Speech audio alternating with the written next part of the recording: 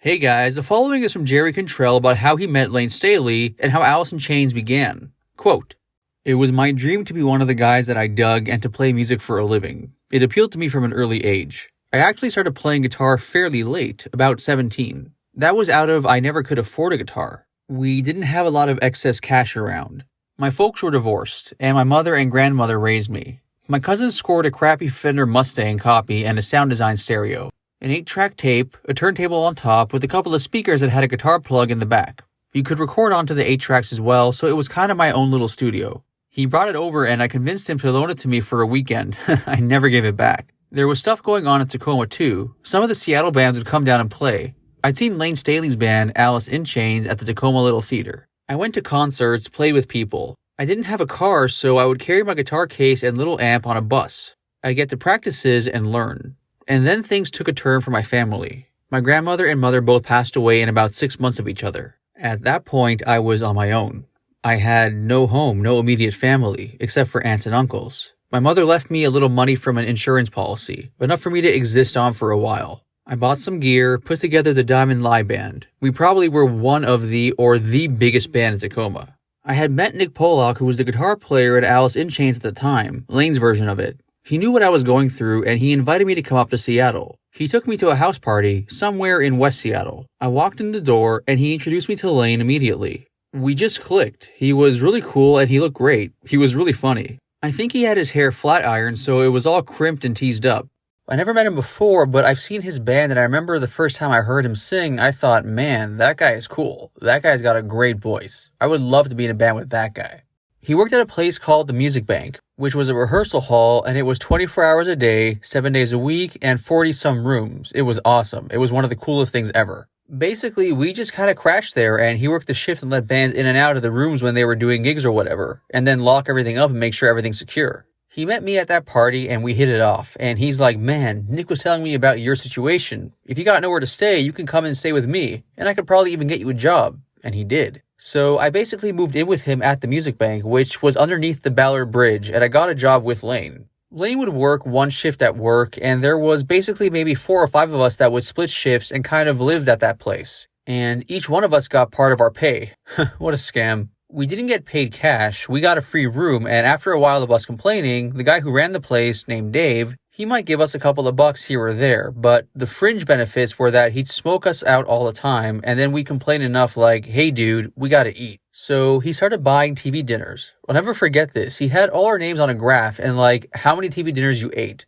You had to put a little check mark every time you ate one. And a couple of us would cheat and not put it in there. We lived there until we started the band pretty much, and that was 87, December of 87. We played our first show after being a band for like a couple of weeks. We were kind of getting together. It was a mix of stuff like the kind of 80s new wave to LA strip kind of rock, and then of course all that English metal 5 to 10 years before that. I was kind of from a more classic rock and metal kind of background. Sean Kinney was into the Beatles and Duran Duran, Missing Persons, plus all the other rock as well. And then Mike Starr was probably more in line with me, classic rock and metal. When I started living with Layne at the rehearsal space, we would jam, and he was really interested in what I was doing. He knew I wanted to put a band together, but he already had a band, so I'm like, I'd just rather play with you. He's like, oh, I kind of got my own thing, and he did, so you can't really argue with that. I'm just some kid moving up to the big city of Seattle from down south, and he already had his thing. And it was never that sort of attitude or anything. It was just, he's got a band, I don't yet, so I would ask him to quit a band for what? I don't have anything yet, but he was always really supportive, and I just kept going at it. Before we got together as Alice, I'd met Mike on his own, and I met Layne on his own, and I started asking Layne about musicians, if he knew any other people that played that would be cool to hang out with. And he's like, yeah, I met this guy named Sean last year. He was kind of a really funny dude. He said he played drums. I don't know how good he is, but he seemed like a pretty cool dude. I think I still have his number. And he did. He gave me his number and I called up Sean. And I'm like, hey, I'm Jerry. I'm looking to kind of put together a band. My buddy Layne says you guys met. We're down here at the Music Bank. We got a room if you want to come down and jam.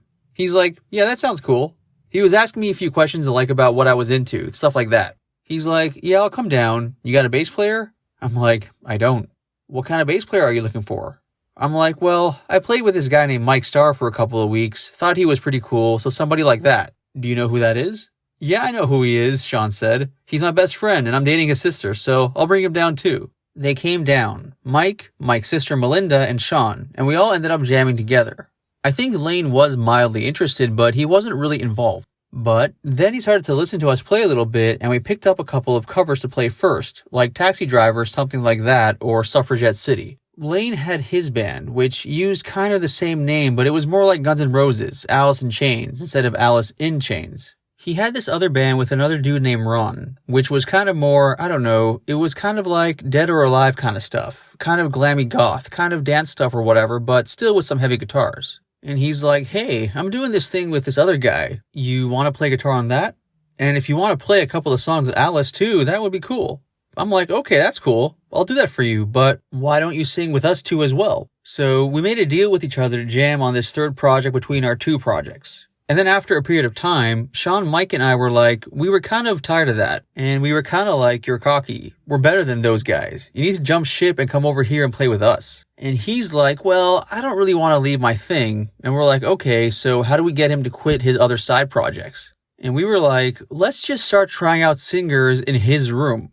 He couldn't argue with it either. He wasn't really mad about it. We put an ad in like the Rocket, the local music mag or whatever. Band looking for a blah, blah, blah, all that stuff. We had a couple of days where we just had a parade of idiots just coming through. It was horrible. And Layne was working the desk, so these guys would walk through and then he'd get to hear them through the wall. And after the last dude, the male stripper guy, he came down and said, all right, I'm in. I can't let you guys be playing with these guys, man. So basically, we held these fake auditions just to annoy Layne. We're like, we weren't really serious about these auditions, man. We just wanted to get you annoyed off and have to join. And he's like, well, you got me, okay? I'm in. So Layne quit all his other bands, and that's how we started. Everything happened really fast. It didn't necessarily feel like that at the time, but in retrospect, it was a lot going on. And the cool thing about Seattle was it was really insular. We were at this outpost in the Northwest, wouldn't really consider it to be the capital of the entertainment business or anything like that, and I think that's why we all kind of got to develop what we developed into. And it was always a really artistic town and city. We had some really great artists to be proud of and call our own. Queensryche, Jimi Hendrix, but there was a lot of us that were basically the same age within a couple of years, like 7-8 bands worth of guys in the same kind of zone. And everybody knew everybody because Seattle is not that big of a city. And you knew what was going on, so everybody was well aware of Green River and Soundgarden, and we were well aware of Nirvana and the Screaming Trees. Did I mention Mudhoney? Mudhoney was awesome. There was just so much music. Those are the ones that I guess most of the world knows now, but there were so many other bands as well. It was just a cool thing. It was like everybody was in a band, and we would go see each other play and stuff. And it was never like an oppressive thing like we're gonna beat them. It was more of a supportive thing. Everybody was striving to be an individual or a unit that was onto itself rather than trying to copy. Let's just do what they're doing. Screw that. They're really good at that, so we need to be us and try to be really good at being us. It was a pretty small scene. It ended up with a lot of us under the same management with Susan Silver and Kelly Curtis. Susan managed Soundgarden and Kelly managed Mother Love Bone. That became Pearl Jam, and they managed us together. The Trees were also in our office for a while too. We had an office right downtown. All the bands would be in there all the time, and we'd all share the same merch guys and loan each other the same van. We all kind of pooled our resources. If somebody had a little dough and another band didn't, we'd kick stuff back and forth to each other. So it was a really supportive thing. We made a demo tape and we were starting to figure out maybe we need to start talking about management and stuff like that. We started hearing that Soundgarden was talking to a major label and started hearing that Mother Love Bone was talking to a major. You could feel something was happening and you knew you were a part of it. We didn't know it was going to turn out the way it did. I think anyone who says that is full of crap, but you knew something was happening and you knew you were right in the right place at the right time. And everybody from LA and New York started coming to Seattle. And then Soundgarden got signed to A&M, and then Love Bone got signed, and then we got signed to Columbia before it turned to Sony. And then Nirvana got signed, and the Trees got signed. It was kind of in rapid succession. It was kind of like critical mass sort of thing. It's like you knew something was happening, but you didn't know exactly what it was or how big it was going to impact, and it ended up being a pretty big splash. Hey guys, I'm going to show you a clip now from my interview with Alice in Chains engineer Jonathan Plum, where he discusses Layne Staley and Jerry Cantrell. You know, Jerry Cantrell, he's really the creative force in that band, and he's really, really intense. Jerry was very, very intense, and he wasn't unfriendly to me, but he also didn't go out of his way to, get to know me in the slightest. He just like, I need coffee, I need this over here, I need this mic'd up, and turn that up, and But I understood he was, that's kind of the way the studio works is like, we're here a facility to facilitate their art. And so if he's in intense space and needs to get his creative thing out, like I'm there to facilitate that. Juxtapose Layne Staley, who was the opposite. He was kind of more like Mike McCready. It's through my 19, 20-year-old eyes, it was like Layne Staley came in and he was really relaxed and he was really friendly. He asked about me. He asked about how long I'd worked here. And he told me a story about he was just like moving wood with his dad. And Layne would sit on the couch and I remember he would eat breakfast cereal. And one story where it was like, I don't remember, like some kind of puff cereal. Yeah. And on the back, it had like this questionnaire that kids were supposed to fill out. And he filled it out. It was totally like disgusting. I remember something about sticking something in his urethra.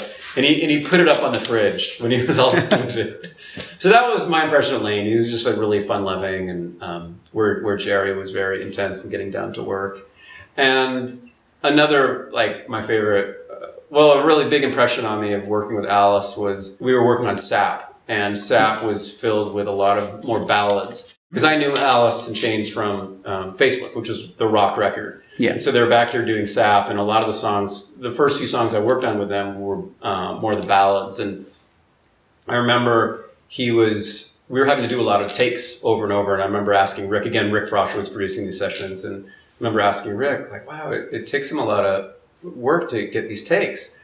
And he's not even like shouting, he's singing softly. And Rick's like, yeah, singing softer is actually harder typically for singers. And to the screaming, the belting thing, like that's where Layne lives. Like that's really easy for him. We usually get that in one take. It's the singing soft part that takes a little more time. So at that point I hadn't heard Layne scream, like his typical scream, but I really was excited to. And I don't know that we ever actually did any screaming vocals. I guess later we did actually. But on the Sap, when I came in, Sap was already mostly done. We were just finishing it up. But I remember Layne again was in the vocal booth and he walked in the control room and he was frustrated because he couldn't sing and he used to yell fuck at the top of his lungs. But it was that Layne yell. And that was the first moment I heard Layne's voice, just not on mic, him just being frustrated, going, fuck. And I was like, whoa, that's the voice. You should have recorded that, man. That would have been awesome. Yeah. So that really, it just shook me, it was like rattled me to hear that voice in person in front of my face. And I just love, I'm a huge Layne Staley fan. I just love his voice so much. So yeah, I'll always remember that moment. They would come and use the studio for long hours and really get to work. And I remember being really nervous around those guys because of how intense they worked. I kind of felt like compared to Pearl Jam, when Alice came in, it was just music work. There wasn't a lot of downtime. So I remember having to really be on my ball as an engineer. So yeah, my relationship with Alice in Chains, kind of the same thing with Pearl Jam, is that I was already, in fact, I had known of Alice in Chains longer than Pearl Jam, and I was a really huge fan of Alice in Chains as well. You've worked with a lot of different vocalists. Was there anything unique about how Layne approached recording vocals compared to some of the other artists you've worked with? Yeah, that's a great question. I feel like typically most of the singers, I'll lump all the grunge singers that I'd worked with, it typically takes a lot of work. We'll come in and they'll sing it multiple times, and sometimes we'll have to go through and handpick between each takes. And where I felt like Layne, he was more so than the others a performer. Like and I feel like it's kind of proof is in the pudding, is when you go see them live. To me, again, this is my own opinion, Layne almost sings better a lot. When you hear them live, he sings better. Like there's more detail than the recordings have. So I feel like he was a true performer. So in the studio, he was like 1 or 2 takes. He'd go in and sing it, and if he was asked to sing it again, he'd get kind of grumpy. But I just think he knew what he was doing. His voice was really trained, and he knew exactly what he was doing. Where I think some of the other singers that I've worked, well, in general, like singing is an art form, and it takes years and years to get to that level. And I'd say, I think it's fair to say Eddie, when I worked with him, he was still new. He was a new singer. Eddie Vedder? Yeah. And same with the Blind Melon's Shannon Hoon. He was a relatively, hadn't spent a ton of time in the studio, where I think by the time I worked with Alice, Layne had sung, for years and years in the studio. So his level of professionalism, was just really, really high at that point. I remember Layne coming in with his 4-track. What was the song about, hey, Oh, that's South? Stay Away? Yeah, I Stay Away? Yeah. I Stay Away, yeah. I Yeah. believe my memory was that Layne showed up with a cassette tape of those vocals demoed with the harmonies and everything that he did at home. That I think he probably just did at home like that day. And he showed up and played it for us. You know, he's playing for Jerry probably. Yeah. So I assume that he wrote those lyrics and wrote those harmonies. Oh, another quick memory was, you know, we didn't talk about Layne, the way that they did harmonies. I mean, because that's one of my favorite things about Alice is the way they did their harmonies. Yeah. And then I think they had gotten so good at it, and Toby, the producer of Jar of Flies, knew too. So Layne would lay down a vocal track, and Toby would say, "You got a harmony for that?" And Layne was like, "Yeah, hit record." And then Layne would add a harmony, and then Toby would say, "You got another one?" He'd say, "Yeah, hit record." He had another harmony, and I think, you know, on that song, we had like a stack of maybe 4 harmonies that he just went after another, and then Toby's like, Layne was like, "Yeah, I think that's it," and Toby's like, "Let's try one more. You got one more?" He's like, "I don't know. Why don't you roll it?" And it was that 5th one, he'd find that really twisted harmony that a lot of the Alice has. It has just like that kind of fucked up harmony. And that was Layne just finding it on the spot, you know. It was sort of Toby pushing him, saying, let's just do one more. That's so cool. So you said he recorded some stuff on a cassette at home. Did you guys ever use any of those home recordings? No, I think those were just like examples. Yeah, we redid everything. You worked with Alice in Chains on multiple records. Did Layne's approach to vocals ever change at all record to record, or was it always more or less the same type of approach? I think it got more so, like I was talking about, I think as the years went on, and you know, I worked on Jar of Flies, I worked on Sap, and I worked in the beginning of, I guess, which is now the Dog record. And I guess what I saw was Layne just nailing it nearly instantly within one take. And if he was asked to do something again, he kind of got grumpy about it. So I would say he just got more, he just got better, you know, like as the years went on, I felt like. Yeah. Some vocalists like to use specific mics and specific gear. Was there anything specific that Layne liked to use when he was recording his vocals? You know, I don't remember anything that he requested, but I do remember this was on the Jar of Flies album, which was produced by Toby Wright. I remember this is kind of a nerdy thing, I don't know if this is the... Yeah, no worries, it's cool enough, yeah. But he had rented, I think, 5 or 6 microphones from Los Angeles, like a high-end microphone rental company. Toby rented these mics? Yeah, for Layne. I think we set up about 5 different mics and had him sing a little bit on each mic, and we ended up with this vintage... It was probably a vintage Tube U67 that just sounded killer. And we had again, this is nerdy, but we had a LA2A tube compressor in the vocal booth, or in the control room that we were running his vocals through. And this is maybe a testament to how quick he worked, is we were just still getting a vocal sound set up. We had to get the dials just right to get the right level and all that stuff. And we hit record, and we were really just still testing everything. And he just got the take. It was like, and unfortunately, I don't remember which song it was. I'd have to go back and listen to it, but it was off Jar of Flies. And I remember the beginning of the song started soft, so we set our knobs to sort of the soft setting. And as throughout the song, he starts getting louder and starts screaming. And I remember the level was so hot, it was distorting the tube compressor and it was distorting the tape. And I remember sitting next to Toby, and Toby was the engineer, and he was really responsible for it. I was like, "Oh, shoot, Toby, that distorted. It's distorted. Can we use that?" And Toby just looks at me. He's like, "That was gold. Doesn't matter." And so I'll have to look up the song. I can't remember what song it was, but you can hear it distorting on the recording still. And that was the take. It was like we were still just getting a sound set up, and we got... Damn. Yeah. So that's a good story of like how he worked. His voice was powerful enough that it distorted the machine. And we just... That shows you how much we had to be on the ball around someone like Layne. And Jerry, too. It's like they're so creative, and it's like you just have to hit record. You know, anytime they're playing music, you hit record. Yeah, that's crazy. Did Layne ever blow out his voice when he was singing? No, Layne, he really knew what he was doing with his voice. Yeah, I mean, I've heard stories from live that he really knew how to take care of his voice. And so, you mentioned a little earlier that Jerry Cantrell, from your experience, was like the creative force in the band. Mm-hmm. So what was the relationship between Layne and Jerry in that band?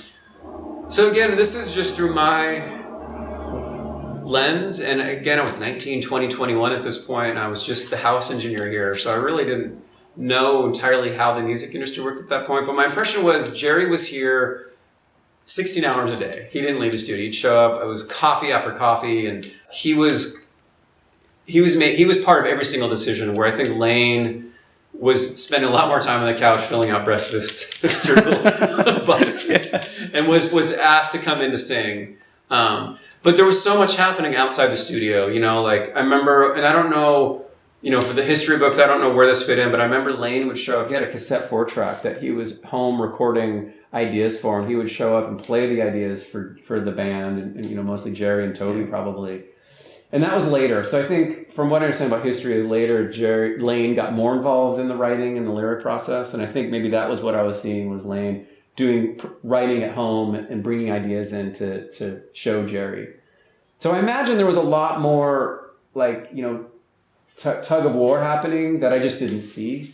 I mean, from my perspective, everyone got along. It seemed really easy, but I would say Layne was kind of didn't have his head in the process the whole time. He would come in and sing, and then he would sort of disappear. Where Jerry was very much part of every moment that got recorded. That's very interesting. Yeah, that was my impression. So when it comes to Layne's lyrics, a lot of some of the engineers, producers I've spoken to have said that sometimes vocalists they might just improv their lyrics on the spot. With Layne, would you happen to know if he was very particular with his lyrics, or did he ever improvise at all? I don't know that he improvised at all, and I don't even know. From what I understood was that Jerry wrote most of the lyrics, and then later Layne started writing more. But I actually don't know. I mean, like I said, I think later during the Jar of Flies, I think Layne was writing more of his stuff because he was showing up with his cassette tape. I didn't sense anyone improvising any lyrics.